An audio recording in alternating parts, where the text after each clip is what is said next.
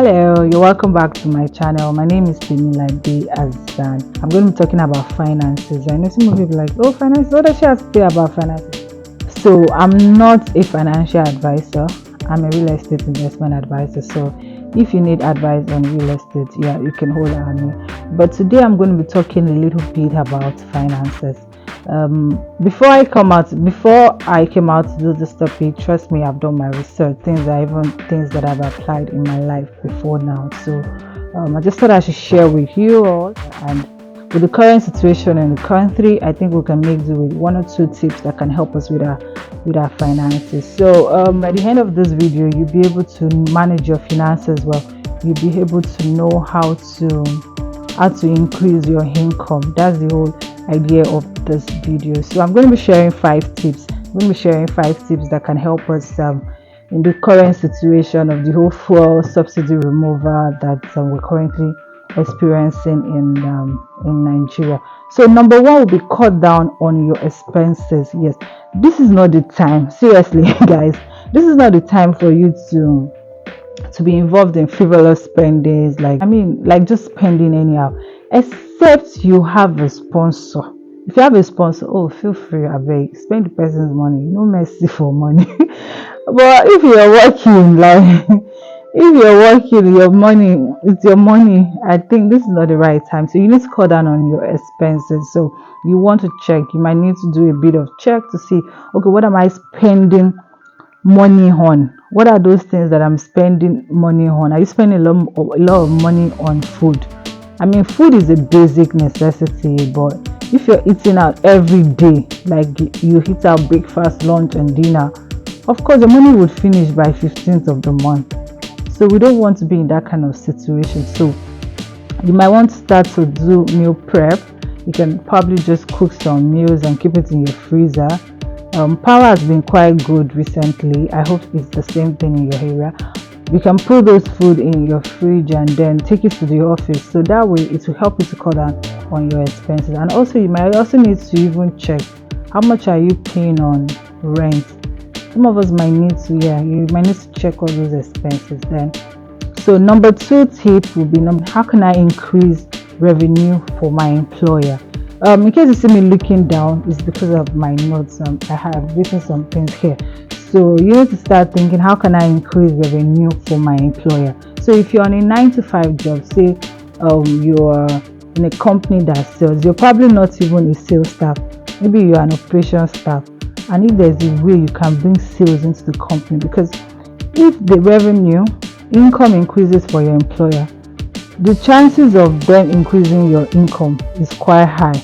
But in a situation where the company is even finding it difficult to meet their numbers, of course, when you go to them for salary increments or bonuses, nobody is going to grant that because the money is not there. So we also need to sometimes think like our employers too. So you should be looking at, how can I increase revenue for my employer? And if you're not in a position to increase the revenue, how can I save costs? So you might want to start to think of, okay, what are the things that can help my employer to save costs? And also, if you are let's say you're an entrepreneur, you should start to think of, how do I increase my income? You should. So this is when you want to take your marketing. If you probably didn't have a marketing budget before, you want to consider that, because if people don't know about your products, there's no how they are going to buy. And the world is now everything, you can do everything on your phone. There are different applications that you can use. There are different tools that you can use to sell your products. So you don't have to rely on just you and your friends, your community, the people that you're selling to.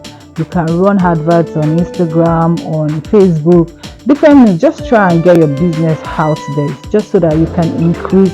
That's a very good way to increase your income. So I'll go to number 3 points. Number 3 is have a side business.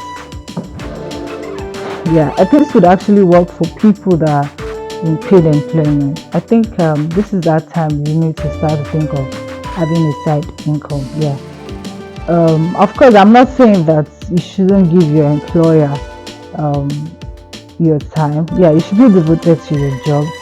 But there are some other businesses you can run that will not in any way interfere with your 9 to 5.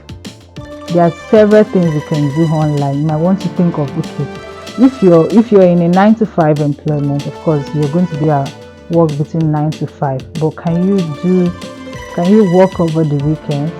Yeah, you might want to consider doing a job or working over the weekends, or you might want to consider an online business, something that does not require your physical presence.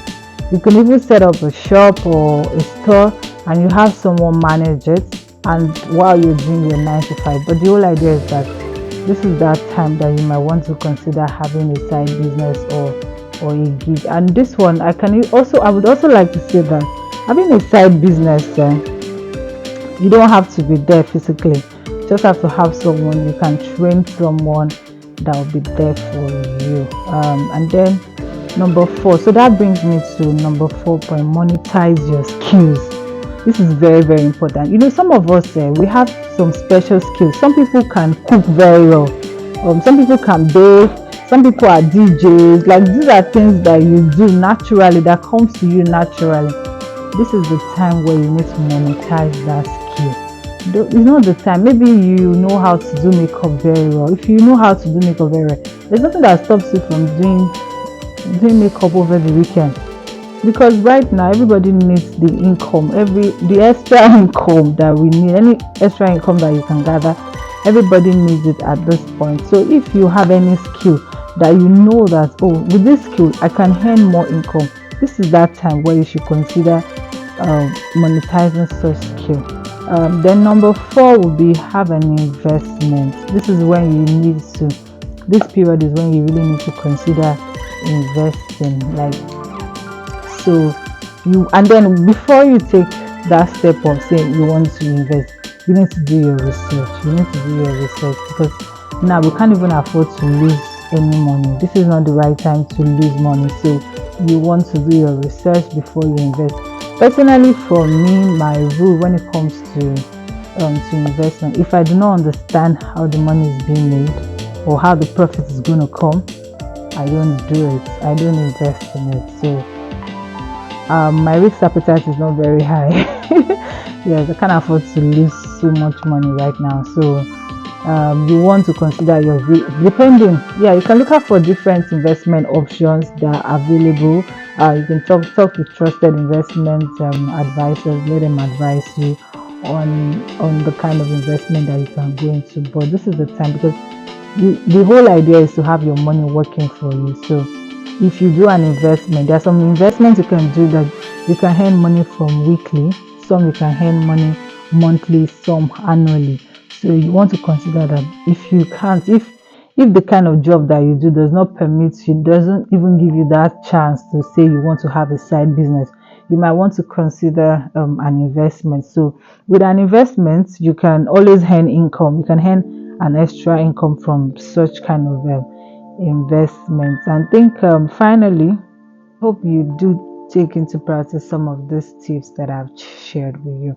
So if there's any particular topic you want me to talk about, please feel free to let me know in the comment section. Thank you so much for your love, guys. Thank you. Have a nice day. Bye.